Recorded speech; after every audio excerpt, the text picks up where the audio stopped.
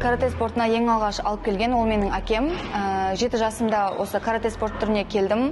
Әкем өзі спорттың жанкүйері еді. Сонымен менің кішкентай кезімде қабілеттерімді байқап, осы спорт түріне алып келді.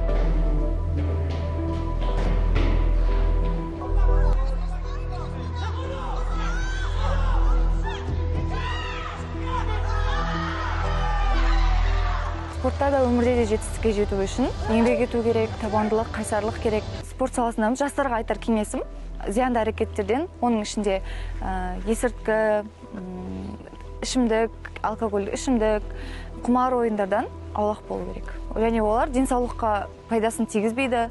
Ол үшін спортпен шұғылданып, өз уақытын тиімді пайдаланса екен деп. 21 ғасыр ақпарат заманы, ақпараттар тез таралатын заман.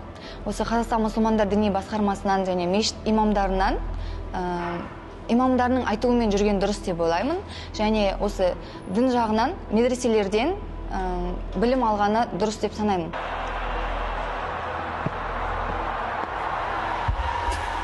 100 метров славы, Винокуров, олимпийский чемпион групповой гонки! Әрине, әр спортшының арманы ол олимпиада алтыны.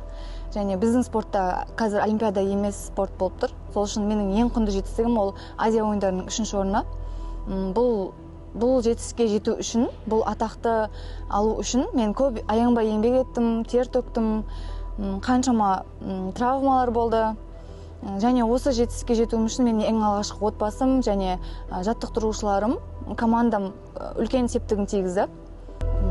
Командама, отбасыма, ағайларыма, жаттықтырушыларыма барлығына алғысым шексіз.